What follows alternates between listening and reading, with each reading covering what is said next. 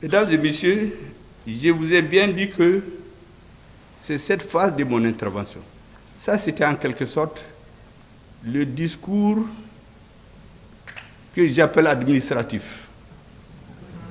C'est un peu les comptes rendus, ce que les techniciens ont écrit, mais le discours politique, il y a eu des éléments qui ont intervenu, mais le discours politique doit parler massivement des réalités, parce que c'est ce qui détermine le reste. Sans un discours politique bien compris, les actes administratifs ne vont pas loin. Ils vont rester entre les grands connaisseurs. Et donc, à présent, mesdames et messieurs, la deuxième étape de mon intervention se rapporte à un aspect de l'actualité nationale, internationale et africaine. Il s'agit précisément du débat entre l'AES et la CEDEAO. Attachez vos ceintures.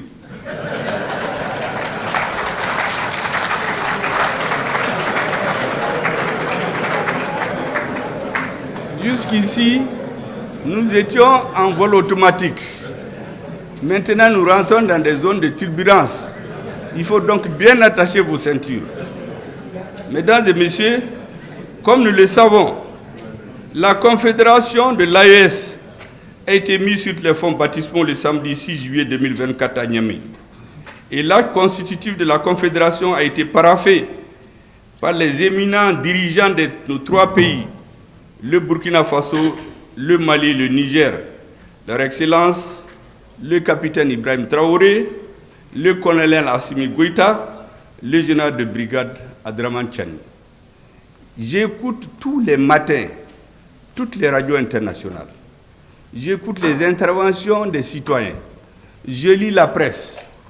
Je vous assure que je me rends compte souvent que certains ne savent même pas de quoi ils parlent.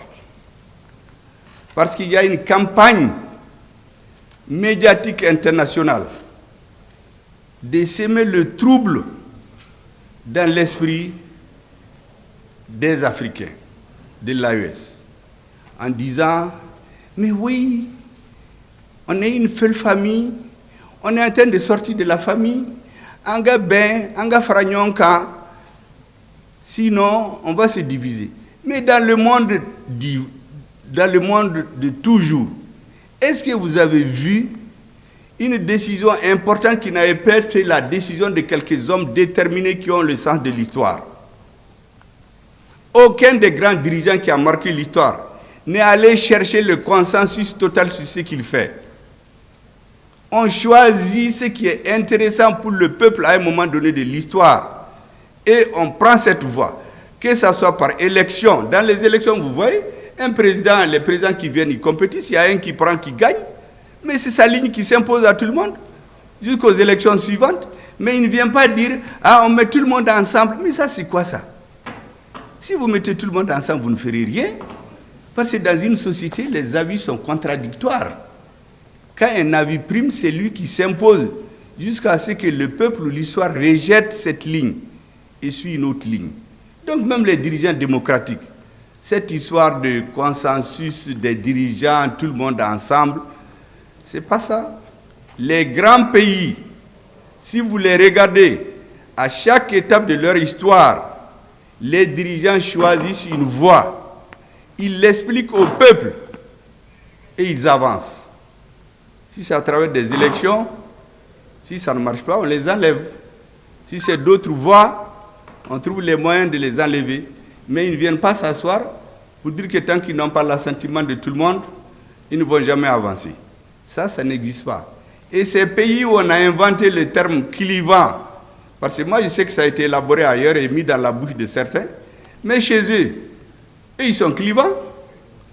Chez eux, les dirigeants font ce qu'ils ont dit au peuple, avec quoi d'autres n'étaient pas d'accord, jusqu'à ce qu'ils réussissent ou ils échouent.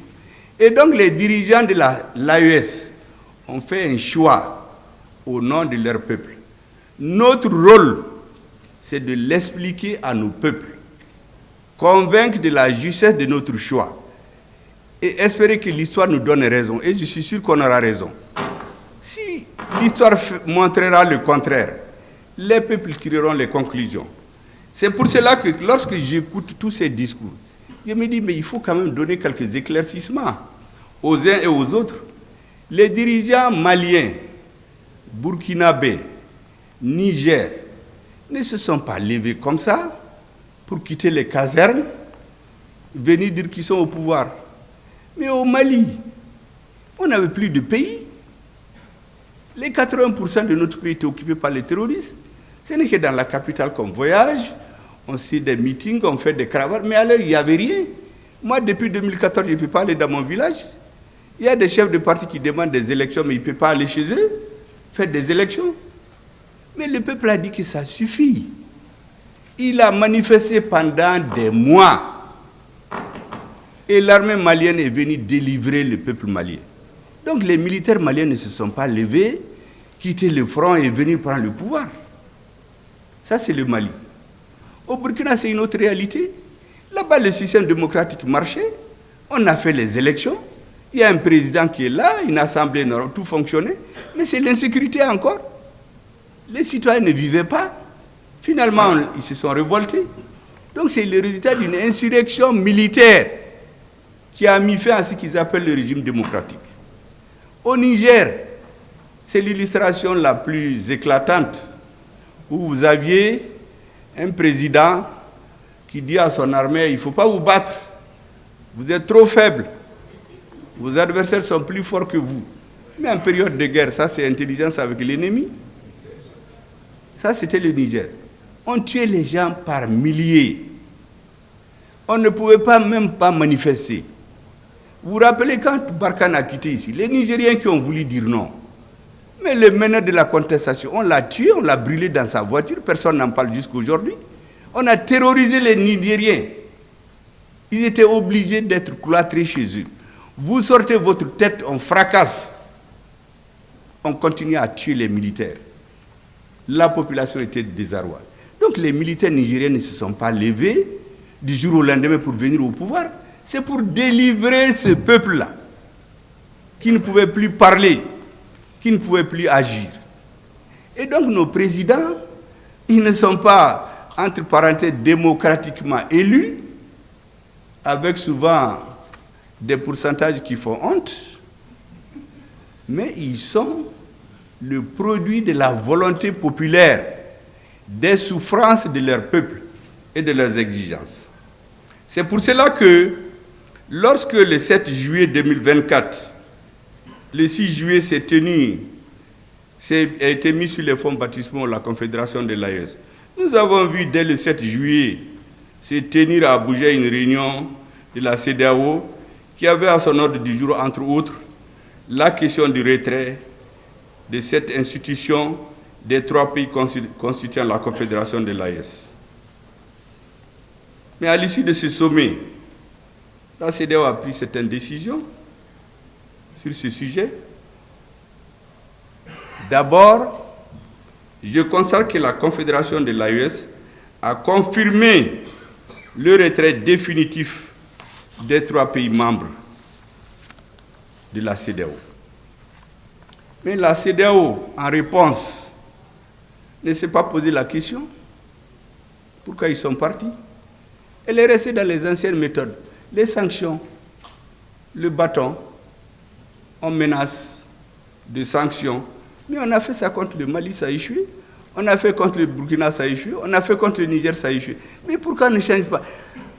Les êtres vivants ont une caractéristique, c'est leur capacité de tirer des leçons de ce qui arrive. Comment une organisation des peuples, disons, moi je ne crois pas que c'est les peuples, des dirigeants, ne tire pas les leçons de ce qui s'est passé. Au moins on devait s'asseoir. On a fait ça contre le Mali, quel a été le résultat? Ainsi de suite. Qu'est-ce qu'on fait maintenant? Non, on vient les mêmes méthodes, les sanctions, les menaces, les punitions, les menaces de punition contre nos pays. Et le ridicule, c'est que le représentant de l'Union africaine, un fonctionnaire recruté sur appel d'offres, est allé donner une appréciation sur les choix des peuples des 3 pays. Un fonctionnaire payé sur ça, on peut le renvoyer à tout moment. Il n'est pas élu. Il va condamner le Niger, le Burkina et le Mali. Mais ce n'est pas la première fois, vous vous rappelez quand au Mali il y a eu le changement de régime, c'était un fonctionnaire de la CEDEAO, avant la conférence des chefs d'État, qui a décidé de sanctionner le Mali. Mais pourquoi les Africains ne retiennent pas la moindre des choses, des leçons qu'ils ont apprises? Mais ces organisations, c'est très clair que c'est la conférence des chefs d'État qui prend une décision. Mais pourquoi un fonctionnaire va prendre des décisions? Bon, voici le problème des Africains. Dès que quelqu'un est dans un poste de responsabilité, il croit qu'il va faire ce qu'il veut. Or, il faut faire ce que la loi a dit. Donc, ce que ce fonctionnaire de l'Union africaine a fait, ce n'était pas la première fois. Heureusement d'ailleurs que le même jour, nos vaillants et brillants ministres des Affaires étrangères lui ont donné un coup de poing, au point qu'on n'en parle même plus, je ne sais même pas où est-ce qu'il est actuellement, parce qu'on a demandé à l'Union africaine carrément de tirer les leçons, parce que ce monsieur est venu se mêler de ce qui ne le concerne pas. Il a outrepassé ses missions. Il n'a pas comme mission d'aller donner une appréciation sur une décision politique d'un peuple souverain. Les gens ont l'impression d'oublier ça. Mesdames et messieurs, la Confédération de l'AES est le résultat d'un retrait simultané des 3 pays de la CEDEAO à travers la déclaration du 28 janvier 2024, qui est elle-même le produit d'une maturation. Parce qu'en réalité, cette déclaration fait suite à des preuves que nous avions que certains pays étaient instrumentalisés pour agresser le Niger, renverser le pouvoir établi, instituer des fantoches. C'était ce qui était en cours. Il s'était donné très peu de temps, mais nous avons pris de vitesse. Le Mali a tout de suite, avec nos frères et amis du Burkina, s'est joint au Niger et nous avons décidé de sortir de cette organisation où on ne respecte plus les lois. Parce que ce sont des étrangers qui viennent donner de l'argent à des Africains pour étouffer, affamer, tuer dans les hôpitaux d'autres Africains. Vous vous rappelez que le G5 Sahel a fait combien d'années à demander 2 milliards dans la lutte contre le Sahel? On n'a jamais trouvé. Et voici que la fameuse force d'attente de la CEDEAO, qui attend depuis 2012. Parce qu'elle a été créée, annoncée, disons, à l'occasion de l'investiture du président Macky Sall en 2012. La force d'attente. Ils avaient dit en ce moment que c'était 5000 hommes. À cette réunion, le ministre des Affaires étrangères français a surgi, donne ses sous, pour dire au président que non, 5000 hommes, c'est trop, par rapport à juste 500 bandits au nord du Mali. Mais quelle est son affaire? Que nous nous prenons, comme je dis, un marteau, un éventail, un pilon, pour écraser une mouche parasite. Quelle est son affaire? Et depuis 2012, cette malheureuse force d'attente-là, elle est en train d'attendre. Et c'est l'autre jour qu'on a dit qu'on lui a trouvé 3 milliards pour aller attaquer le Niger. 3 milliards qui viendraient de l'étranger. Donc l'étranger sort l'argent, on finance, on met le couteau dans la main d'un Africain qui va poignarder son frère. Mais nous avons appris à lire l'histoire.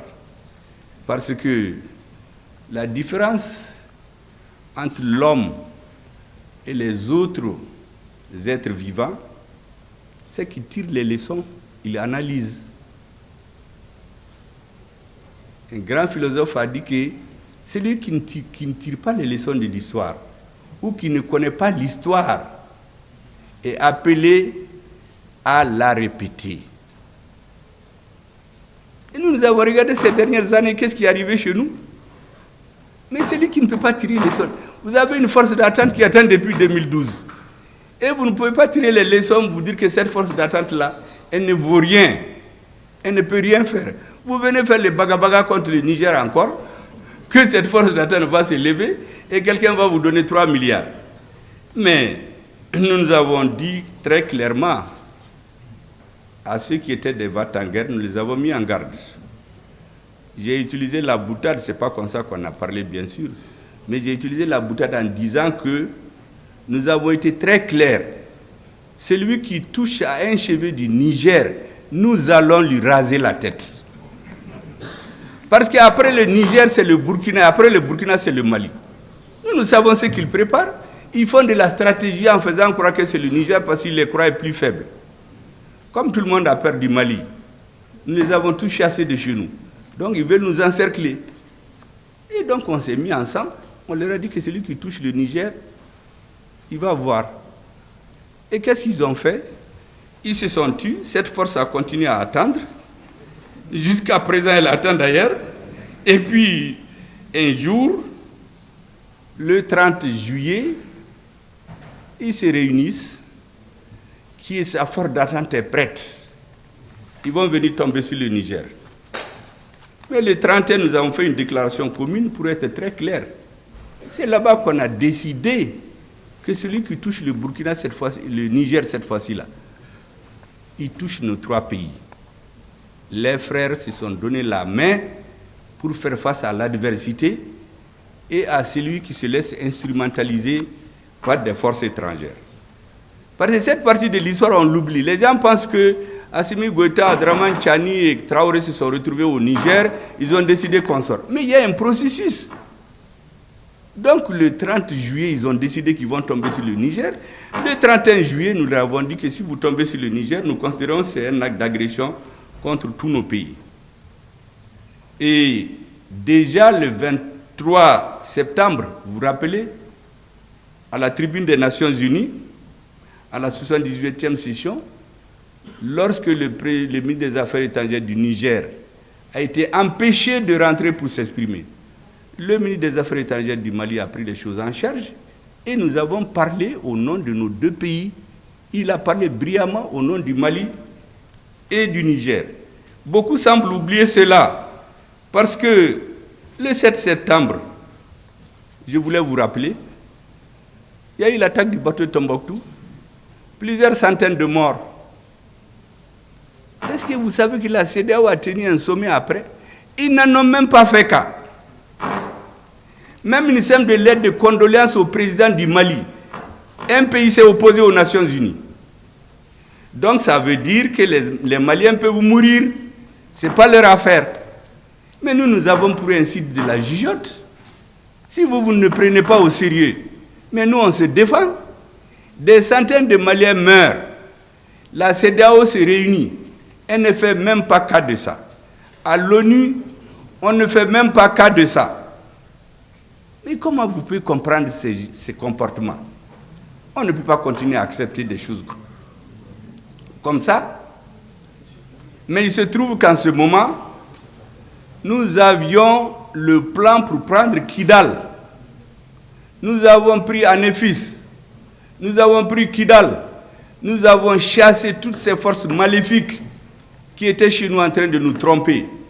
Takuba, G5 Sahel, Barkhane, MINUSMA, que sais-je encore, EUTM, ECAP, qui viennent former nos militaires, et on ne donne pas de balles aux militaires. Nos pays ne donnent pas d'armes létales. Mais ce n'est pas les mêmes qui disent qu'ils vont donner des armes létales pour tomber sur le Niger. Ce n'est pas les mêmes qui envoient des instructeurs dans un pays européen de l'Est avec des armes létales. Mais les gens pensent que nous, on ne réfléchit pas. Mais on compare tous les jours que Dieu fait. Et on s'est rendu compte que notre destin doit être pris en main par nous-mêmes et nos peuples. Personne d'autre ne le fera. Parce que lorsque vous avez à la tête des États des gens qui ont décidé d'être des agents d'exécution des décisions politiques des pays extra-africains, nous ne pouvions pas continuer à accepter cela. Et, mesdames et messieurs, lorsque le 14 novembre, nous avons pris Kidal, après 13 ans d'occupation, la CEDEAO n'a rien dit. Pour eux, c'était un non-événement. Et pourtant, depuis 13 ans, l'État malien a été obligé d'être chassé de Kidal. Et pourtant, quand ces forces arrivaient à Kidal, il nous avait dit, vous vous rappelez du fameux discours de François Hollande, la force Serval va au Mali pour premièrement détruire détruire le terrorisme. Deuxièmement, imposer l'autorité de l'État sur l'ensemble du territoire. Troisièmement, appliquer les résolutions des Nations Unies. Mais qu'est-ce que nous avons constaté? Depuis 2013, le terrorisme qui était confiné au nord du Mali a pris les 80% du Mali. Le terrorisme qui n'était pas au Burkina ou au Niger, où nous avions des présidents qui pensaient que c'est en se mettant au service d'autres contre le Mali que leur pouvoir va durer, s'est étendu dans ces pays. Le terrorisme est allé frapper à Grand Bassam. Le terrorisme, à partir de 2019, s'est installé au nord du Bénin et du Togo. Mais donc la première version, c'était du mensonge. Parce que vous savez, les Africains, le problème que les Européens ont utilisé les mentalités. Un Africain, ils ont deux comportements vis-à-vis de lui. Ils le caressent dans le sens du plat pour le flatter devant les gens, comme un gros bébé. Et quand ils sont seuls, on le menace pour qu'il accepte tout. C'est les deux méthodes qu'ils utilisent. Devant les caméras, c'est des amis, des accolades, mon frère et ami. Mais quand ils rentrent dans la salle, ils le menacent. Et finalement, ils ont toujours ce qu'ils veulent. Mais ça ne peut pas marcher avec nous. Nous n'avons pas besoin qu'on nous fasse des compliments. Nous voulons qu'on règle les problèmes. Et donc, pendant 10 ans, le terrorisme s'est étendu. Quant à l'autorité de l'État au nord du Mali, je répète ces choses-là pour que les Africains et les Maliens comprennent. Mais qui a empêché l'État malien d'aller à Kidal? Mais c'est l'État français. Notre président de transition avait demandé un appui aérien et un renseignement. Il n'était jamais question de militaires français. Mais qu'est-ce qu'ils ont fait? Ils nous ont empêchés d'aller à Kidal. Après, ils ont amené 5000 militaires de certains pays africains, avec un budget de 1 milliard de francs CFA par jour. Pendant 10 ans, on exploite de l'or. On amène des milliers de citoyens d'autres pays africains. À Kidal, à Gao, de l'or. Où va l'or? Personne ne sait. Mais il y a une petite partie qui vient alimenter l'oligarchie à Bamako, composée de politiciens, de juges, de militaires, tous ceux qui ont de l'influence pour nous maintenir dans l'esclavage. Jusqu'au jour où Dieu a délivré le peuple malien, ils ont été chassés. Est-ce que vous savez qu'il y avait des gens qui ont 96 millions de francs CFA par jour, par mois disons, dans l'exploitation de l'or, ceux qui se sont mis à leur service?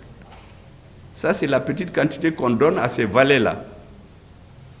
Mais le reste va, on ne sait où. C'est pourquoi il y a des pays où on ne produit même pas de l'or, mais qui ont des milliers de tonnes d'or dans leur trésor. Mais nous, on lit tout ça. Aucune route, aucun puits pendant 10 ans au nord. Toutes les populations sont parties. Tous ceux qui peuvent faire les affaires économiques, les hommes d'affaires, assassinats ciblés, pour créer un vide. Et on dénigre les militaires. Moi, j'ai écouté des généraux se moquer de nos militaires. Ah, les militaires. Et puis, il y a des hommes politiques aussi qui les remboîtent le pas. Il y a des hommes politiques ici qui disent « Ah oui, au Mali, il n'y a pas de militaires. Ils ne sont bons que pour les défiler les coups d'État. Dès que tu tires, ils fuient. » Et j'entends des généraux dire là, non, non, non. Même les véhicules qu'on leur donne, ils les vendent. Ils enlèvent le moteur, ils enlèvent les pneus. Pour décourager les Maliens. Pour amener chez eux, cultiver chez nous le rejet du militaire. Heureusement, comme je dis, notre peuple a été délivré. Notre armée nous a restitué notre dignité et notre honneur. Mais ce sont les mêmes militaires, les mêmes terroristes renforcés d'ailleurs. Pourquoi on a pris Anefis? Pourquoi on a pris Ber? Pourquoi on a pris Kidal? Parce qu'il y a une prise de conscience. Et c'est pour cela que vous aurez compris, moi depuis des mois, je fais ce qui nous est confié, parce que le président dit Beki Djoyora. Nous, on parle pour éveiller les consciences. Parce que un militaire, quand il tire une personne. Mais quand tu parles, c'est des milliers de personnes qui comprennent. C'est ce que nous sommes en train de faire. Décomplexer les Maliens, aimer leur armée, respecter les militaires, les sacraliser. C'est ce que nous sommes en train de faire. Et dans l'affaire de l'AES, on est en train de leur porter l'estocade de la contradiction. C'est eux qui ont créé les conditions du retrait des pays de l'AES. Et ils vont se réunir. Est-ce que vous imaginez cette CEDEAO? Les gens ne payent même pas leurs cotisations. C'est l'Union européenne qui paye leurs cotisations. Et c'est eux qui complètent leur budget. Vous imaginez dans le siège de la CEDEAO, il y a des militaires, des colonels et des officiers supérieurs européens qui ont des bureaux dans les bureaux de la CEDEAO pour manipuler. Vous avez vu le dernier sommet? C'est une ministre d'un autre pays qui vient. Vous avez vu la photo, elle donne des instructions, le doigt en l'air au président de la commission, comme un élève qu'on a surpris dans les toilettes. On lui fait comme ça, la tête baissée. Président de la commission de la CEDEAO, un ministre, un sous-ministre d'un autre pays. Et c'est ce monsieur qui vient nous menacer. Mais ils ne connaissent pas les Maliens. Nous sommes un peuple de guerriers. On a renvoyé les Français. Et tous les présidents qui se sont attaqués au Mali, en Afrique, ils ont tous mal fini. Et c'est pourquoi j'ai dit à tout le monde, laissez-nous en paix. Nous réglons nos problèmes, réglez vos problèmes. Mais tout État, tout dirigeant qui va s'attaquer au Mali, utiliser le Mali comme commerce pour rester au pouvoir, Dieu va le sanctionner. Je peux en citer à floraison, pour des raisons diplomatiques, je ne vais rien dire. Mais ceux qui s'acharnent contre nous, qui savent ce qui les attend, on ne mettra pas de bases étrangères chez nous. Depuis le président Modibo Keïta, il a chassé les bases étrangères. Moussa Traoré les a éloignés. ATT est venu, ils ont tout fait parce qu'ils se disent que c'est un homme qui peut manipuler. ATT a refusé. Quand ils ont installé la base, comment ils l'appellent, au Burkina, en 2019, je ne sais pas, il a un nom secret, une base secrète, comme aujourd'hui. Ils ont caché ça à la population et aux médias. Cette base est restée jusqu'à récemment. Quand le pouvoir qui l'a amené est parti, cette base-là est tombée. Pendant cette période, ils ont voulu installer une base au Mali. ATT leur a dit non. L'armée malienne ne va jamais accepter ça. Donc c'est dans notre ADN. Et qu'est-ce qu'ils ont fait? Ils ont instrumentalisé des terroristes pour obliger notre président de transition à leur faire appel. Mais même là, il a mis une nuance. Il a dit appui aérien et renseignement. Il ne leur a jamais dit de venir s'installer chez nous, mais ils sont venus. Est-ce que vous savez que même cette lettre-là, qu'ils ont fait écrire à notre président, parce que c'est leur ambassadeur qui a fait des va-et-vient et faire signer, quand on l'a cherché, il n'y en avait pas dans les archives au Mali. Pour trouver ça, on a été sur le site internet de leurs institutions. C'est là-bas qu'on a trouvé la copie de la lettre du président par intérim du Mali, qui appelle l'opération Serval. Mais vous croyez que ça peut continuer? Le Mali, le Niger, le Burkina, nous avons décidé que nous n'allions plus continuer à faire comme le passé. Et c'est pour cela que vous avez vu l'AES, c'est des organes très légers. On n'a pas créé une bureaucratie, on va mettre des agents qu'on va corrompre. C'est de façon tournante. Il n'y a pas une structure où on va placer des sièges, faire des luttes pour placer des cousins, des parents, des affidés pour vendre l'Afrique. Mais chez eux là-bas, je vous ai dit qu'à la CEDEAO, mais est-ce que vous avez vu un sommet de l'Union européenne ou de ces pays où des Africains sont dans la salle? Mais ces gens-là, dans toutes les réunions, c'est des gens des autres pays qui sont dans la salle. On les manipule dans les couloirs. Les militaires qu'on envoie là-bas, on les manipule. En réalité, on dit que mais ils sont au service de ces pays. Sinon, qu'est-ce qu'un militaire de l'Union européenne va venir faire dans les bâtiments de la CEDEAO? Qu'est-ce qu'il vient faire là-bas? Mais nous savons ce qu'il fait. Nous connaissons son nom. Je ne veux pas le dire seulement pour des raisons que vous comprenez. Nous savons de quel pays il vient. Les gens avec lesquels ils sont en contact, et là-bas et ici, on le sait. Mais il faut que les gens arrêtent. Il faut que les Africains tirent les leçons de ce qui est arrivé ici et là. Vous savez, la polémique qu'il y a aujourd'hui entre un président de l'AES et certains pays par rapport à un président de l'AES et le Niger, disons, et certains pays, par rapport aux bases secrètes. Les bases secrètes là, personne ne les a jamais reconnues. Est-ce que vous avez jamais entendu un pays dire « Ah oui, je reconnais qu'il y a des bases secrètes chez moi ». Généralement, quand les surprend la main dans le sac, ils ont deux attitudes. Ou bien ils se taisent en attendant que la tempête passe, ou bien ils se lèvent le verbe très haut pour faire des dénégations. Ah, des journalistes étrangers peuvent venir enquêter. Mais ceux qui l'ont dit, des journalistes étrangers ont été enquêtés l'autre jour, ils ont caché. Oui, j'ai oublié la base Burkina, c'était base Sabre, en 2019. Mais on a caché ça même au peuple burkinabé. C'est une base secrète. Ils ont voulu la mettre au Mali, l'ATT a refusé. Le président qui était là-bas pensait qu'en faisant leur jeu, ça lui permet de durer au pouvoir. Mais après, le peuple burkinabé s'est soulevé, on l'a fait partir. Les bases secrètes, c'est pourquoi ça s'appelle secrète. Ils ne les reconnaissent jamais. C'est de cette base-là qu'ils avaient prévu de tomber sur le Niger, renverser le régime. C'est pour cela que le 28 janvier, nous nous sommes retrouvés. On a dit qu'on quitte cette maléfique organisation pour qu'on ne se serve pas de ces textes pour nous brimer. Mais ces aspects, on les oublie.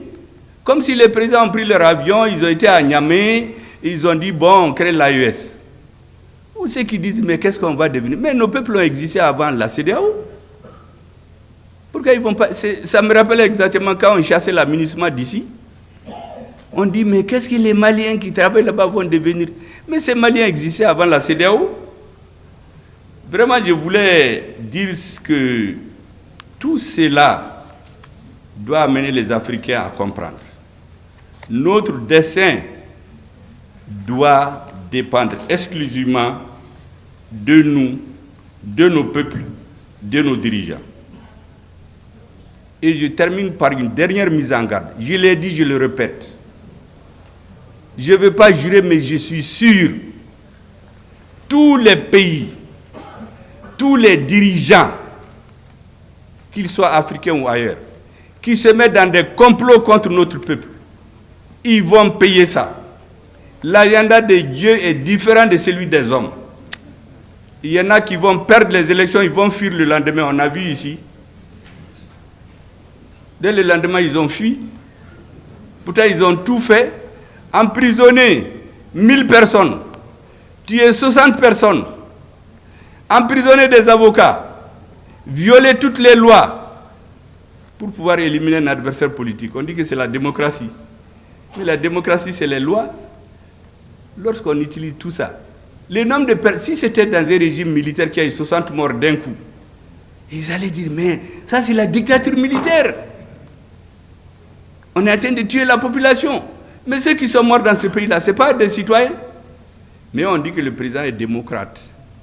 Ou on fait un coup d'État au Niger, on dit qu'on va faire une réunion de défense à Paris. Et quelques jours après, il y a un coup d'État dans un pays africain.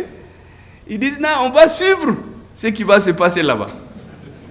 Et puis, quelques jours après, le ministre des Affaires étrangères de l'Union européenne, Joseph Borrell, il réunit les ministres de la Défense et des Affaires étrangères de l'Union européenne à Toledo, en Espagne. Il leur dit, hey, attention, hein, en Afrique, là, nous avons des intérêts. Il faut qu'on cherche à les comprendre. J'ai dit, ah bon? Toi, tu te réveilles à 14h, nous, on est sur pied depuis 6h. Tu viens nous apprendre maintenant. Bon, est-ce que les Africains, il n'est pas temps que nous comprenions cela? Que les peuples comprennent cela? Nous n'allons jamais accepter cela. En tout cas, le peuple malien ne l'acceptera jamais. Je l'ai rappelé d'ailleurs à l'adjoint du ministre des Affaires étrangères français en 2021, après notre retour des Nations Unies. Il est venu me bagabaga dans mon hôtel. Quand il a fini son bagabaga là, il a dit, mais allez-y réviser vos cours d'histoire. Il y a des pays que vos arrière-grands-parents ont colonisés en 6 mois, en 1 an. Mais pour coloniser le territoire malien actuel, vos arrière-grands-parents ont mis 38 ans de guerre entre 1878 à Saboussiré et 1916 à Menaka. 38 ans de guerre. Et pendant les 70 ans de la colonisation, quand ce n'est pas les Tamashek, c'est les Soreilles, c'est les Peuls, c'est les Dogons, c'est les Mianka, les Bobos, les Sénoufos, les Sarakole, ils n'ont jamais eu la paix. Je l'ai donc dit, ne vous trompez pas de peuple. Nous sommes réfractaires à la suggestion. Deuxièmement, vous n'avez pas les dirigeants auxquels vous étiez habitués, que vous tapez dans l'épaule, vous les flattez devant les gens et puis vous allez les menacer dans les chambres. Nous, personne ne nous menace sauf Dieu et nos peuples. C'est deux seuls qu'on a peur. Assimi Goïta n'a pas besoin de vos visas. Il n'a pas de compte chez vous. Nous n'avons pas besoin de vos visas. Nous n'avons pas de compte chez vous. Il quitte quand il est dans son bureau. Donc, vos visas, là, si vous l'interdisez, c'est assez démocratiquement élu. Quand on dit qu'on a coupé le visa, il tombe malade. Ce n'est pas ces gens qui sont à la tête du pays aujourd'hui. Donc, je lui ai dit d'aller réviser ces leçons d'histoire. Il me dit, oui, les Russes, eux, ils les ont vus en juillet. Les Russes ne feront rien au Mali. J'ai dit, mais tu es en retard. Moi, j'ai vu notre ministre des Affaires étrangères a parlé avec le ministre des Affaires étrangères russe en septembre. Vous avez parlé en juillet pour aller leur dire de ne rien faire au Mali. Mais nous, on a parlé avec eux en septembre. Ils disent qu'ils vont respecter tous leurs engagements. J'ai dit, donc, tes données sont caduques, monsieur l'ambassadeur. Donc, vraiment, regagnez votre bureau et attendez un autre dirigeant pour le menacer. Ça, c'est fait le lendemain du 24 septembre. Et c'est ce que nos présidents continuent. Donc, il n'y a rien de nouveau sous le soleil. C'est un processus de conservation de la dignité de nos peuples qui a conduit à la création de l'AES. Ce n'est pas les caprices de 3 personnes seulement. C'est ailleurs qu'il y a les caprices. Parce que si on demande à ces peuples-là, les peuples ne vont jamais l'accepter. Je vous ai donné l'exemple. Certains avaient pensé que les terroristes, c'est au Mali seulement. Ils ont voulu faire de leur pays une base arrière. C'était le Burkina en 2013-2014. Ils ne savaient pas que ça allait arriver chez eux. Au Niger, c'était la même chose. Le terrorisme est arrivé au nord du Bénin depuis 2019. Si les gens continuent à cacher ces bases pour attaquer les pays de l'AES, non seulement ça ne réussira pas, mais comme j'ai dit, en tout cas, tout pays qui va attaquer le Mali, je ne connais pas les autres, il va mal finir. Il faut donc nous laisser en paix. Que chacun fasse ce qu'il veut chez lui. Mais qu'on ne vienne pas se mêler de nos affaires intérieures. Vraiment, mesdames et messieurs, ce sont ces choses-là que je voulais expliquer pour que tout le monde entende et tout le monde comprenne. Moi, j'ai écrit depuis 2019 la faillite de l'État malien. Toutes les prises de position officielles dans les institutions françaises, au Sénat, à l'Assemblée, au gouvernement, des gens qui ont dit qu'il faut diviser le Mali. Je l'ai édité en 2019. Ils ont dit que je suis un subversif avec des bagabagas. C'est ce qu'ils font. Je vous ai dit, quand ils vous voient, ils vous menacent quand vous êtes deux. Quand il y a des gens, on vous caresse, vraiment, vous êtes un ami, un pays ami. Nous, ça ne marche pas chez nous. Hein. On regarde les faits. D'après Lénine, en russe, on dit « fakti ou priami ». Ça veut dire que les faits sont têtus. Il y a des gens qui les répètent, ils ne savent même pas de qui ça vient. Nous, on regarde les faits.